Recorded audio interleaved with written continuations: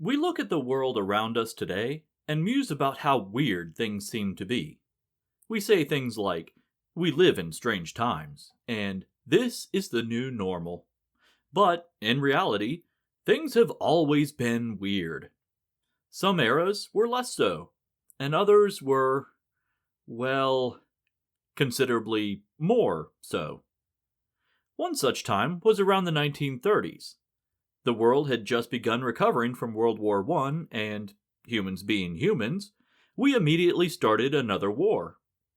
As all-encompassing as World War II was, that is really just the backdrop for a lot of developments that shaped our modern age. Radio communication had become mainstream. The War of the Worlds gave its infamous broadcast. Pulp magazines introduced us to a new genre of writing called science fiction, known as science fantasy at the time. Authors such as Robert Howard, H.P. Lovecraft, Isaac Asimov, Ray Bradbury, Ursula K. Le Guin, and J.R.R. Tolkien were making great strides. Secretly, atomic testing had begun, and the Foo Fighters, the first term for UFOs, were being reported by military pilots. Nikola Tesla was experimenting with free electricity and, secretly, a death ray. The mystical secret society called the Hermetic Order of the Golden Dawn had splintered into several other groups, led by noted individuals such as William Butler Yeats and Arthur E. Waite. Yes, the namesake of the Rider-Waite tarot deck. A British occultist and former Golden Dawn member dubbed himself the Antichrist and formed his own belief system called Thelema. And finally, in the weirdness that was the turn-of-the-century California, a young scientist named Jack Parsons began testing rocket fuel by day and conducting salacious black magic rituals by night, all while working as an on-again, off-again contractor for the U.S. military. Needless to say, Parsons led an interesting life, which is why he's the subject of today's book, Sex and Rockets, the Occult World of Jack Parsons. I'm your host Jason, and you're listening to the Esoteric Book Club.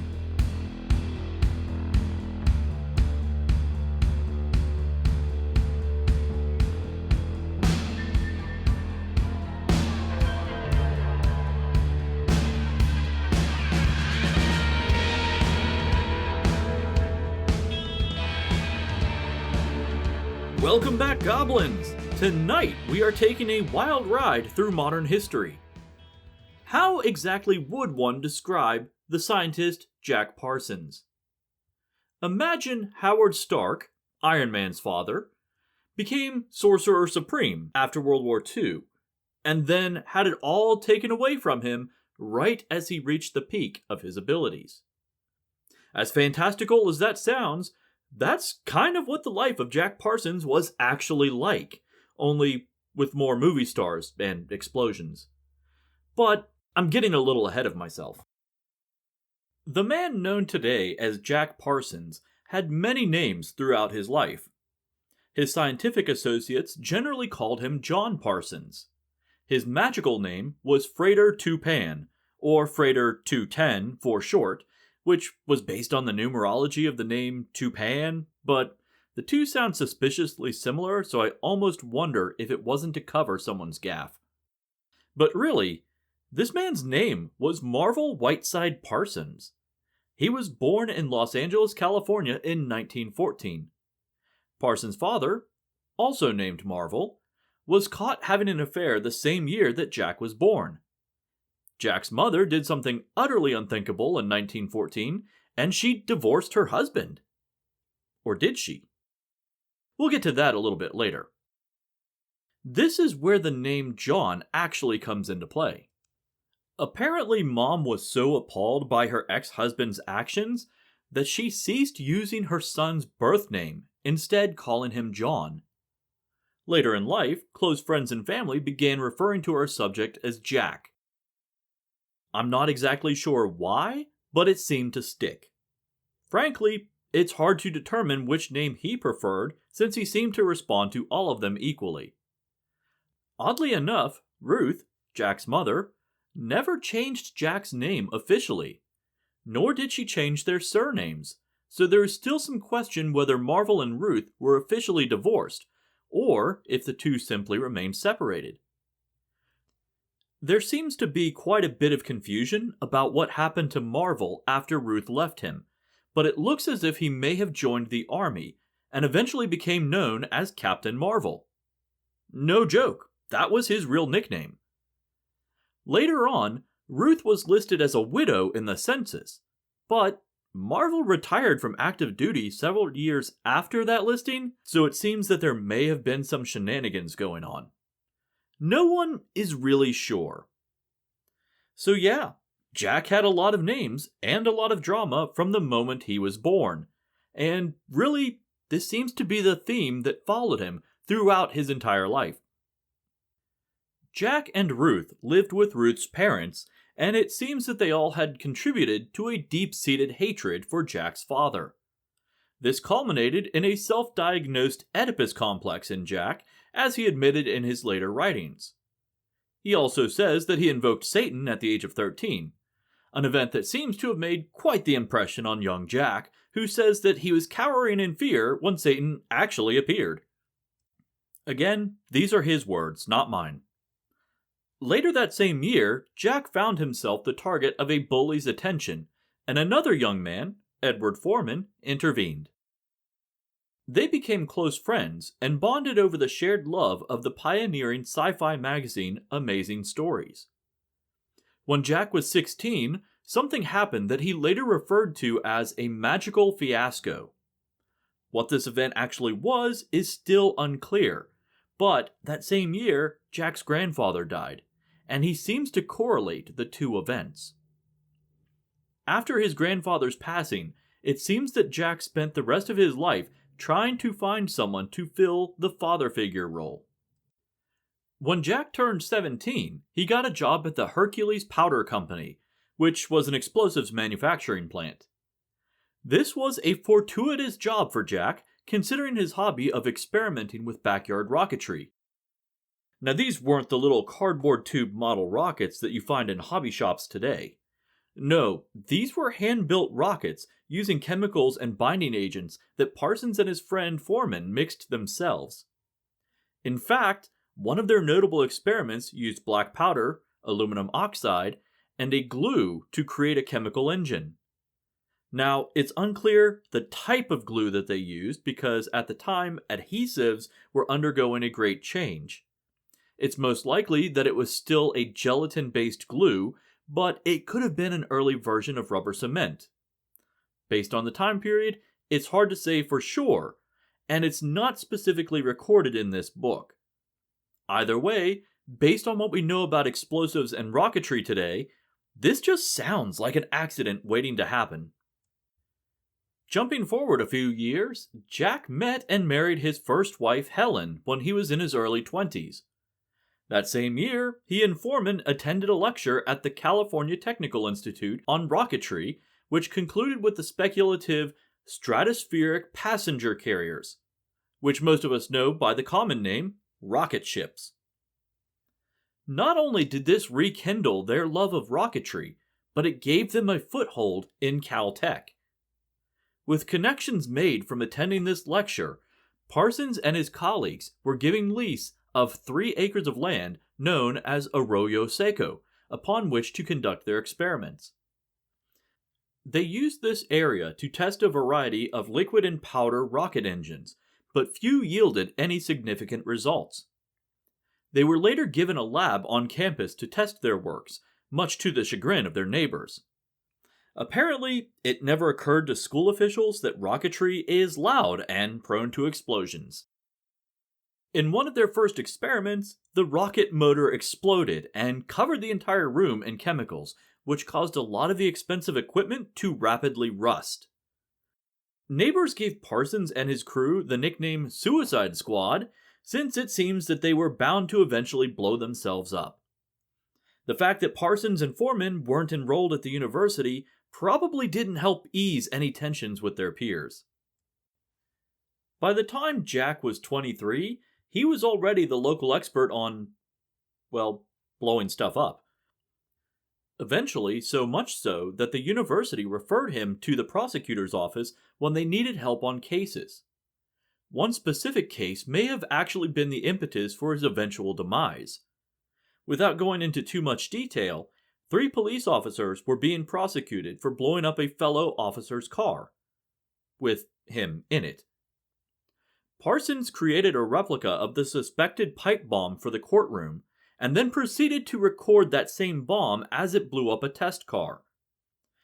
This, along with his confident testimony, caused the 3 officers to be convicted rather quickly, and made Parsons into a minor celebrity.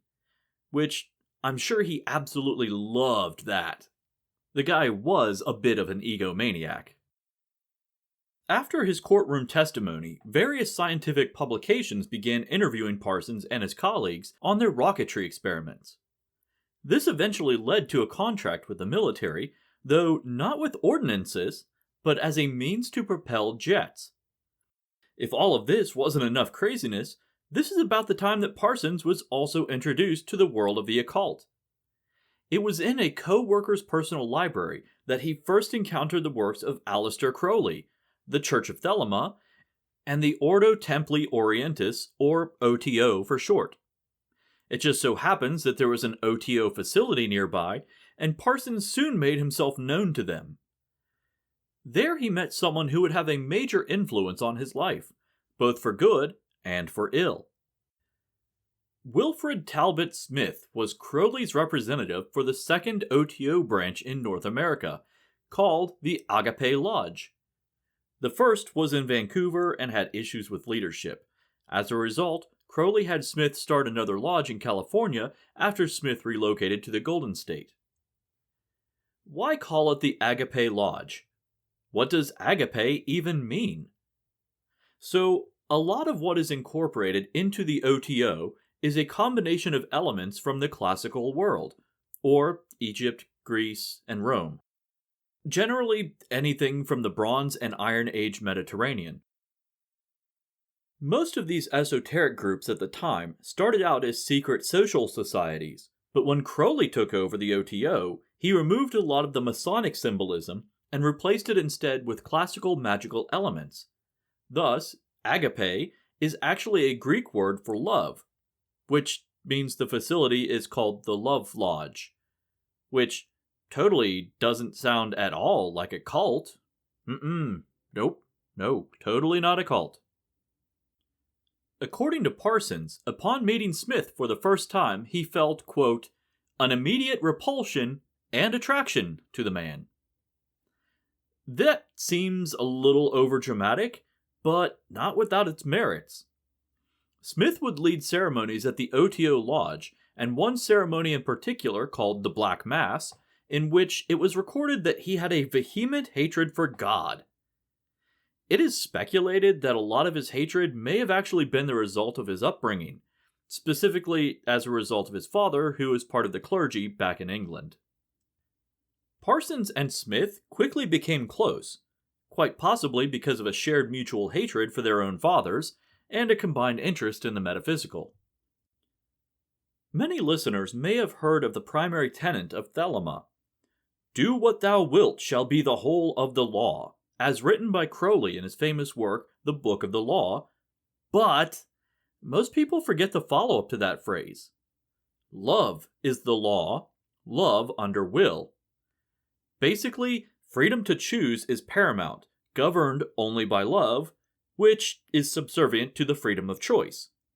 It's very much a chicken or the egg scenario. Most people think it's a catch-all for do whatever you want, and at times it certainly seems like the OTO's own members interpret it that way. But it's not that simple. Then again, this is all just fanciful language for free will and love, which, again, makes this sound a lot like a cult. There is another aspect of the OTO that Jack was in full favor of, and that was the prohibition against monogamy. It's kind of weird that he would embrace this lifestyle, considering his early childhood and how much his mother hated his father for his infidelity. But Jack took full advantage of it. Jack got around. A lot. It wasn't like it was a one-sided proposition, though. His wife Helen had her share of lovers, too. one of whom was none other than Wilfred Smith. By now, Jack was making really good money as a result of his military contracts and patents, so he decided to share his wealth. Largely, this manifested in his hearty embrace of Thelema, which included frequent, sizable donations to both the Agape Lodge and to Aleister Crowley himself. In fact, there were many conversations between Crowley and Smith in which Jack was discussed as the future leader of the OTO in the US, if not Crowley's direct successor. Another outlet for this wealth was that Jack and Helen bought a mansion which they subdivided into apartments for rent. That in itself seems a little odd, but nothing crazy, right? At least not until you hear the advertisement for the rentals. It was specified that only, quote, bohemians, artists, musicians, atheists, anarchists, or other exotic types need apply for rooms. Any mundane soul would be unceremoniously rejected. Jack would later go on to turn his second-story library into an OTO temple, and eventually host black masses in his own home. With this influx of artistic types, Jack was able to indulge one of his other hobbies, science fiction. This will come into play later on, but this fascination had him hosting meetings in his home where he would later double down and try to coax people into joining the Agape Lodge. While the science fiction meetings may have been a bit wild, they were nothing compared to the OTO rituals, which caused the neighbors to report Jack to the cops on multiple occasions. Rumors had already circulated about Jack being the leader of an underground black magic sex cult, which, it's not really too far off the mark. In 1942, the police reported to his residence after calls were made about an outdoor ceremony where a naked pregnant woman had jumped through a blazing fire 9 times. When the police arrived, they told Parsons that they thought the whole idea was absurd and that they were simply doing their civic duty and following up on the report. Parsons assured them that, as a respected rocket scientist who works for the military, he had a certain reputation to uphold and that they had nothing to worry about. Did the ceremony actually take place as reported? Probably. The Pasadena police that same year received an anonymous letter from someone listed only as a real soldier, saying that Parsons was hosting black magic sex orgies. The cops once again dismissed any charges. Was Parsons hosting black magic sex orgies? I mean, yeah. Unfortunately, it also gets considerably darker. A 16-year-old boy reported to the police that he had been forcibly sodomized by 3 of Parsons' followers during a black mass ceremony. Again, the police investigated, and it was found that Parsons' cult was an organization dedicated to religious and philosophical speculation, with members such as a Pasadena bank president, doctors, lawyers, and Hollywood actors. Now, we're all a bit more jaded in 2021, but at the time, it was believed that people in such high positions were above reproach, so the investigation was again dropped. Did it really happen? It seems likely. At this point, Parsons' wife, Helen, was getting rather close with Wilfred Smith. Enough so that she bore him a child in 1944. I'm sure you can predict where this is headed, and you would be correct. Helen eventually left Parsons for Smith. Jack didn't let this faze him, though. He immediately began a relationship with Helen's 17-year-old sister, Betty. Yeah, there is so much wrong with that statement. Jack was a minor celebrity, a high-level government contractor, leader of a cult, and seemed to be untouchable, so it really doesn't surprise me in light of everything else that he had done up to this point. When all of this took place, Crowley himself deemed it necessary to intercede, and he wrote to Smith to chastise him. Now, Crowley wasn't exactly a prudish man himself. He was actually known at the time for various perversions. that we're not going to get into here, but that knowledge is necessary for this next part. He wrote to Smith saying that he was giving the OTO a bad reputation, one of a slimy sex cult. He further elaborated that, quote, "In Vancouver, all I knew of you was that you were running a mother and daughter in a double harness. Since then, one scandal has followed another," end quote. When the leader of a black magic sex cult writes to tell you that you've gone too far, you may have to question your own life choices. Still, Smith wasn't forced out of the order, but he was given direction to seek his own godhood outside of the OTO. Seriously, Crowley wrote a statement that declared Smith to have ascended beyond the teachings of Thelema and that he must seek his own power so that he may be as a god walking on the earth. If there is one surefire way to manipulate Smith, it was to appeal to his ego. With Smith no longer running the Agape Lodge, it meant that Parsons was, not necessarily head of the order, but more like a mascot. Outside of his magical pursuits, Parsons and his friend Foreman had begun to develop a reputation around their offices. While they were now shareholders in a rocketry research corporation, they were better known for causing problems among the pool of secretaries. Notably because they were sleeping with so many of them that the women began to fight amongst themselves.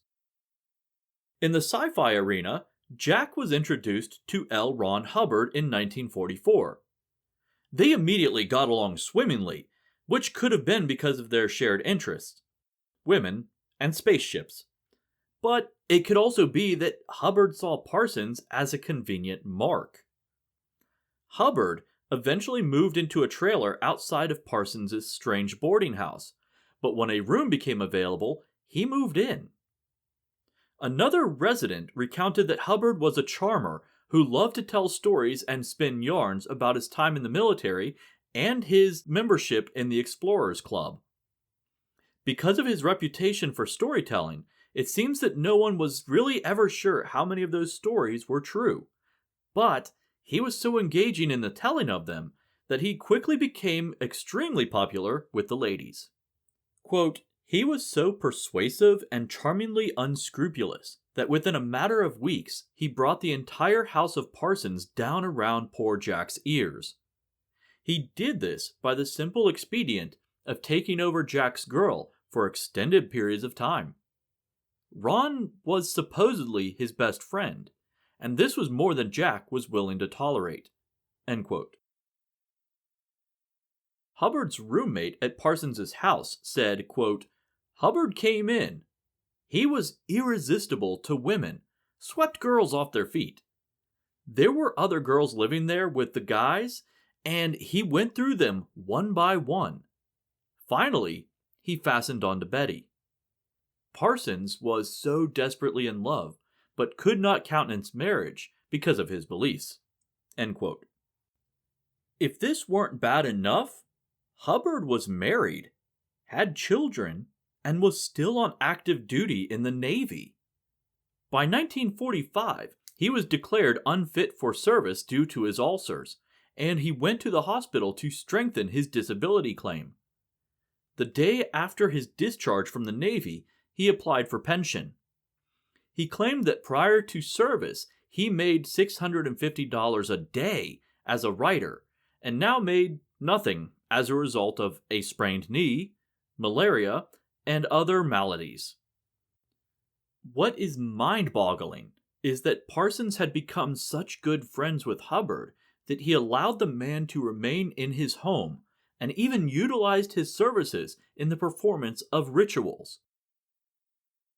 A year later, the trio, Parsons, Hubbard, and Betty, formed a small company called Allied Enterprises. The idea was to purchase boats on the East Coast, sail them through the Panama Canal, and sell them on the West Coast. In the initial $22,000 investment, Hubbard put down $1,100, and Parsons provided the remainder. In 1946, Hubbard took Betty and $10,000 in cash to Miami, Florida, where they purchased 3 boats. Jack had begun to suspect that Hubbard was cheating him, but after a phone call, he was unfortunately convinced otherwise. Hubbard, on the other hand, had already written to the Chief of Navy Personnel to get permission to sail for South America and China. Parsons quickly began to feel uneasy about the whole situation, so he went to Florida himself, where he discovered the boats. He waited and eventually got word that one of the 3 had set sail. Hubbard and Betty had fled. They didn't get far, though. A tropical storm struck them and caused massive damage, necessitating their rescue from the Coast Guard. Betty described their situation as, quote, desperate. Upon their return to Miami, Parsons sued his own company, Allied Enterprises, and won in a surprisingly fast court case. He was given possession of 2 of the 3 boats, court fees paid for by Hubbard, and the company was summarily dissolved. Hubbard and Betty left, and eventually were married, despite Hubbard still being married to his previous wife, and the 2 went on to found Scientology. Parsons returned to California a broken man. He had already sold his shares in the Rocketry Research Company to fund Allied Enterprises. Now, he began working various jobs just to get by. He resigned from the OTO in a letter directly to Crowley, saying very little other than, it was his will to do so, referencing the primary tenant of Thelema. Parsons eventually married, and began to sell bootleg explosives. He wrote several publications on magical workings and continued performing ritual magic. He was also under investigation by the FBI, not for his illicit explosives trade, but for possible communist ties thanks to his former renters. On an early June morning, an explosion rocked Parsons' home, followed immediately by a second explosion. When his neighbors came to his rescue, they pulled a mangled Parsons from beneath an old-fashioned washtub. His right arm was missing, his other arm and both legs were shattered, and a portion of his face was missing. He was conscious and was taken to the hospital by ambulance, where he died 37 minutes later. His final words were, "I wasn't done."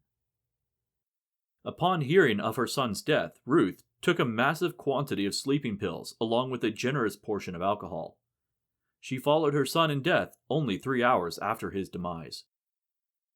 When the police went to investigate, they quickly had to call in the bomb squad to help determine the safety of the area. It seems that while Parsons was conscious of safety when handling and mixing explosive chemicals, he was rather cavalier in his storage of them, especially those that he was manufacturing illegally. The investigation determined that he was mixing a highly unstable chemical blend, turned, fumbled the canister, and lunged to retrieve it when it struck the floor and detonated. While this is the official report, Parsons' associate said that he never would have made such a mistake due to his exacting and overly cautious nature. Adding to more suspicion, a large amount of explosive residue was found in his trash can. Enough that, should it have detonated, it would have killed the trash man who picked it up and destroyed the truck into which it was tossed. Another careless mistake that seemed out of character. Parsons wasn't exactly in his right mind at this stage of his life, though. He apparently had a drug problem, and there were even used morphine syringes found in the rubble of the explosion. He was previously investigated for espionage by the US government and was preparing to go on vacation in Mexico, where it was presumed that he was going to help them open a new explosives plant. He was even reported to have been formulating an explosive more powerful than any chemical explosive in use at the time. If even half of this is true, it's enough to cause a cautious man to fumble. No matter what caused the explosion, Marvel Jack Whiteside Parsons died on June 17, 1952, at the age of 37. That was one crazy story. At times, it wasn't the easiest to read. I left out a bunch of information, most of it technical details about his rocketry research, his personal relationships, and, no exaggeration, where and when he moved homes. If you wanted a book that detailed Parsons' life in minutiae, this book is excellent. If you want an entertaining read, you may want to look at other titles. What did this book do well? First, there are a ton of historic photos, press clippings, magazine covers, and even medical documents. Some parts even transcribed first-hand documentation, making this book excellent for research purposes. Additionally, the author didn't assume that the reader would be knowledgeable of either rocket science or thelema, so they spent chapters laying out the foundation of each so that later passages could make sense to you as you got to them. That said, some of the chapters were difficult to get through, specifically those that dealt with Parsons' early rocket engine research. Each experiment was laid out in detail only to reveal that they were either unsuccessful or unproductive. There's only so many times you can read, "They tried this and it failed," or "They tried this instead and it also failed." Would I read this book again? Probably not. Am I glad that I did? Yeah, this was a crazy roller coaster of a story, and I can't believe that all of this happened to a guy who died at the age of 37. It's really hard to speculate what Parsons would have accomplished had he survived the accident. At the end of his life, he was going in so many different directions that he could have simply lived a quiet life of retirement, or gone on to become a mad scientist somewhere in Mexico. This guy helped shape our modern world and is credited as a founding member of JPL, the Jet Propulsion Lab at the California Institute of Technology. His engines launched jets from aircraft carriers for years. As an aside, the reason I read this book is because I heard about Parsons in passing on another podcast. I researched various titles, and when reading through Amazon reviews, one person said that Sex and Rockets spent too much time focusing on Jack's black magic practices and not enough time on the technical aspects of his rocketry research. At that point, I said, that is the perfect book for me. While it didn't really live up to my expectations, it was still an interesting read. If you want to check it out yourself, I'll post a link in the show notes. The Esoteric Book Club can be found online on Instagram, Facebook, Podchaser, Patreon, and at esotericbookclub.org. Patreon. Yes, Patreon. You hear it after everyone's podcast, blog, YouTube video, TikTok, whatever. The point is that this show is free to consume, and I don't ask you to play the current app game of the week in order to generate revenue. If you like what you hear, and you can afford to do so, sending a few bucks my way helps with server costs, reading material, and other incidentals necessary to make this show a reality. Then, if you donate enough, you get a shout out on the show, just like Samantha Shaver. Like I said, every little bit helps, and you can donate as little as $1 a month. Intro and outro music is the song Fight Don't Fight, courtesy of Sarah Rudy and her band Hello June. You can find them on bandcamp.com or at wearehellojune.com. Until next time, remember, stay weird. Just maybe don't be as weird as Jack Parsons.